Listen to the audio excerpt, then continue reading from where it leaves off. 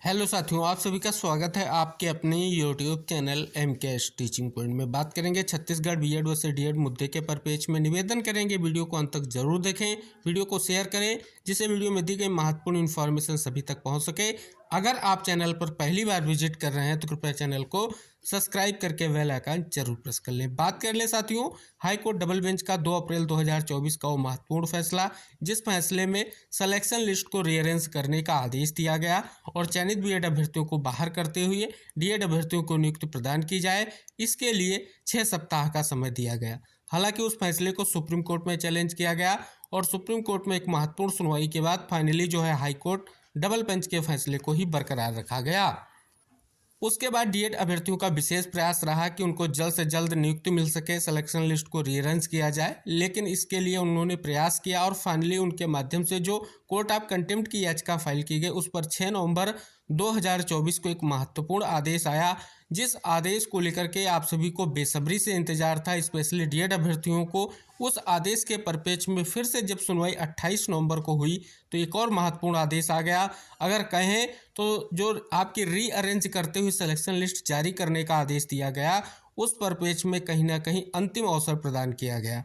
अब सबसे निष्कर्ष की बात ये स्पष्ट हो रही है कि एक तरफ सिलेक्शन लिस्ट को रीअरेंज को करने को लेकर के लगभग ये महत्वपूर्ण निर्देश जारी किया गया है, लेकिन 28 नवंबर की सुनवाई से कुछ विशेष निष्कर्ष और भी स्पष्ट हुए हैं। उन परिप्रेक्ष्यों में भी बात करेंगे और महत्वपूर्ण एक खबर भी प्रकाशित हुई है जो विशेष तौर पर 28 नवंबर के आए आदेश के परिप्रेक्ष्य में है, उस पर भी आप सभी का ध्यान आकृष्ट करेंगे। तो आप वीडियो जरूर देखें, वीडियो को शेयर भी करें। सबसे पहले साथियों हम बात कर लेते हैं 28 नवंबर को जो आपकी सुनवाई हुई है कोर्ट ऑफ कंटेम्प्ट याचिका पर। सुनवाई के बाद आदेश क्या आया है कि याचिकाकर्ताओं की ओर से अधिवक्ता श्री मनदीप कालरा वीडियो कॉन्फ्रेंसिंग के माध्यम से उपस्थित हुई। श्री सिद्धार्थ तिवारी प्रतिवादियों के वकील।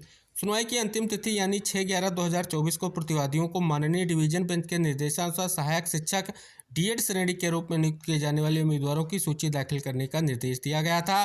प्रतिवादियों के वकील ने इस न्यायालय के दिनांक 6/11/2024 के आदेश का पालन करने के लिए अल्प समय का अनुरोध किया है।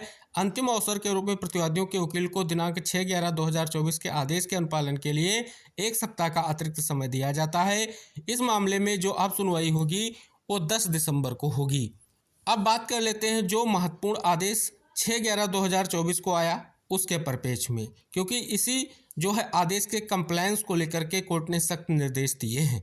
स्पष्ट रूप से यहाँ पर आप देख सकते हैं कि आदेश में स्पष्ट किया गया है कि याचिकाकर्ता के वकील श्री मनदीप कालरा से सिद्धार्थ तिवारी प्रतिवादी के वकील वर्तमान अवमानना याचिकाकर्ता द्वारा दायर की गई है, जिसमें आरोप लगाया गया कि WPS 7344/2023 दिनांक 2/4/2024 माननीय डिवीजन बेंच द्वारा पारित आदेश का पालन न करना, जिसमें निम्नलिखित आदेश पारित किया गया है।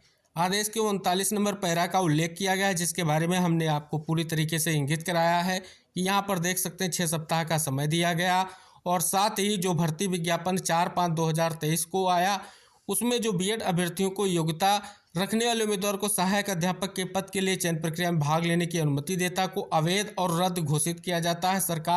राज्य सरकार को बीएड की योग्यता रखने वाले चयन प्रक्रिया में भाग लेने वाले उम्मीदवारों को बाहर करके जो नियम 2019 के प्रावधानों के अनुसार चयन सूची को पुनर्व्यवस्थित करने का निर्देश दिया जाता है। तो ये आदेश का कहीं ना कहीं वो महत्वपूर्ण भाग है, जिसमें स्पष्ट तौर पर यह निष्कर्ष स्पष्ट हो रहा है, जैसा कि हमने वीडियो के स्टार्ट में ही आपको इंगित कराया कि 6 सप्ताह का समय दिया गया सिलेक्शन लिस्ट को रीअरेंज करने के लिए।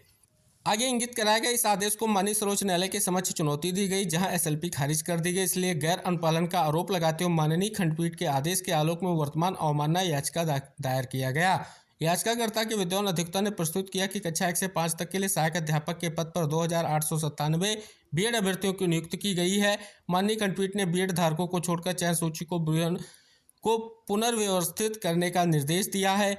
मामले को 28 नवंबर 2024 को लिस्टेड होगा और साथ ही माननीय डिवीजन बेंच के निर्देशानुसार सहायक शिक्षक के रूप में नियुक्त किए जाने वाले उम्मीदवारों की एक सूची बनाएंगे। यानी अगर बात कर लें तो वही निष्कर्ष की जो मेरिट लिस्ट है वो प्रिपेयर करने के लिए 21 दिनों का समय दिया गया।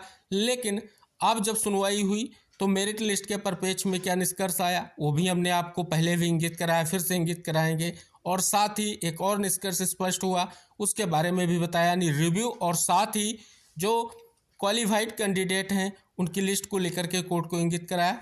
फिलहाल उन महत्वपूर्ण तथ्यों को सुनने के बाद और साथ ही मनदीप कालरा सर के महत्वपूर्ण आर्गूमेंट के बाद कोर्ट ने सख्त निर्देश दे दिए हैं और ये कहीं ना कहीं स्पष्ट तौर पर एक महत्वपूर्ण जो है लास्ट चांस दिया गया है सिलेक्शन लिस्ट को रीअरेंज करने का और साथ ही डीएड अभ्यर्थियों की नियुक्ति को लेकर के। अब साथियों बात कर लें इस पूरे महत्वपूर्ण जो निष्कर्ष पर एक महत्वपूर्ण खबर भी प्रकाशित हुई है उसके बारे में बात करते हैं। यहाँ पर देख सकते हैं कि बीएड वालों की नौकरी पर संकट, हाईकोर्ट ने 7 दिनों में मांगी डीएड की नई चयन सूची। बहुचर्चित डीएड एवं बीएड विवाद में चौथी बार अवमानना याचिका की सुनवाई गुरुवार को जस्टिस अरविंद कुमार वर्मा की बेंच में हुई। कोर्ट द्वारा अंतिम अवसर प्रदान करते हुए 7 दिनों के भीतर डीएड धारियों का नया सिलेक्शन लिस्ट जमा करने कहा गया। अगली सुनवाई 10 दिसंबर को होगी।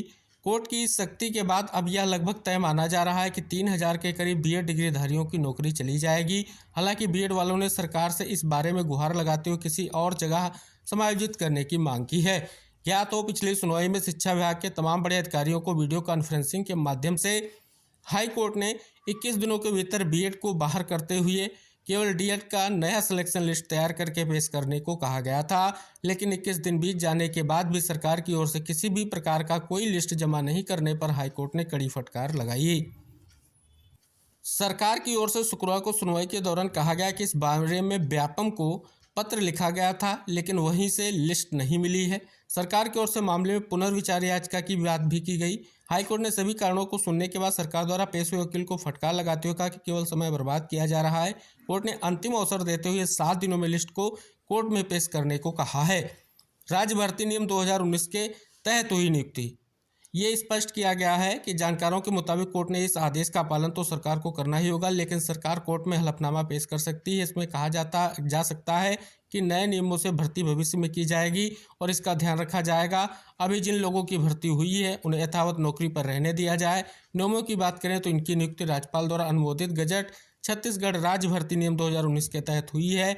सभी सहायक शिक्षक छत्तीसगढ़ व्यापम द्वारा आयोजित भर्ती परीक्षा 2023 पास कर मेरिट स्थान पर प्राप्त शैक्षणिक सेवा में आए हैं।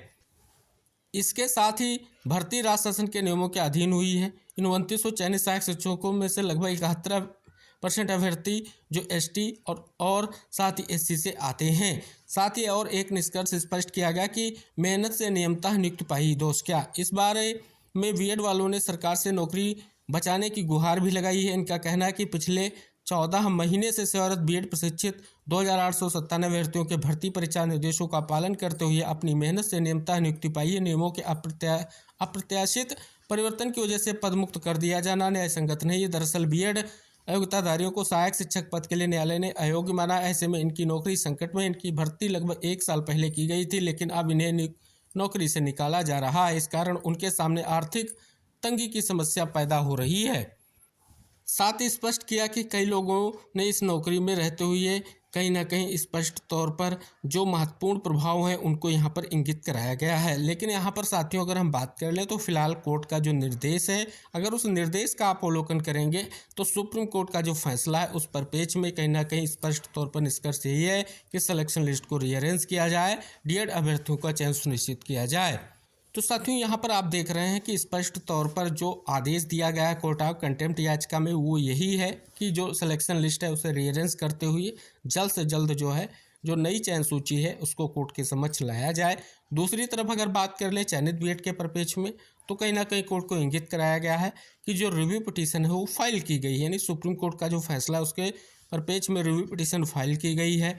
और ये भी इंगित कराया गया कि रिव्यू पिटीशन को लेकर के जो है कहीं ना कहीं स्पष्ट तौर पर एक विशेष प्रयास फिर से किया गया है कि निष्कर्ष आए, क्योंकि आप सभी को पता हाईकोर्ट डबल बेंच के फैसले को चयनित बीएड के अभ्यर्थियों ने और स्टेट ने भी चैलेंज किया है। और लगातार अगर बात कर लें स्पष्ट तौर पर यही प्रयास है कि कहीं ना कहीं निष्कर्ष स्पष्ट हो। लेकिन इस बार जो ये कहीं ना कहीं कोर्ट ऑफ कंटेम्प्ट याचिका का आदेश है वो कहीं ना कहीं बहुत ही महत्वपूर्ण है। तो इस प्रकार से समस्त तथ्यों का अगर आप अवलोकन करेंगे तो विशेष तौर पर जो कोर्ट ऑफ कंटेम्प्ट याचिका का आदेश है इस पर अब क्या निष्कर्ष निकलेगा सभी को बेसब्री से इंतजार है। और इसके लिए अब नेक्स्ट जो आपकी सुनवाई होने जा रही है वो महत्वपूर्ण है। तो इस प्रकार से ये कहीं ना कहीं कोर्ट ऑफ कंटेम्प्ट याचिका की सुनवाई के साथ साथ जो आदेश है उसका विस्तृत निष्कर्ष है। साथ ही जो कहीं ना कहीं खबर के माध्यम से विशेष विश्लेषण था डीएड और बीएड अभ्यर्थियों के परिपेक्ष में, उसको भी आपको इंगित करा है। खुद भी वीडियो देखें, शेयर करें, चैनल पर नए तो चैनल को सब्सक्राइब कर लें। हम मिलते हैं नेक्स्ट अपडेट के साथ, तब तक के लिए बाय बाय, टेक केयर साथियों।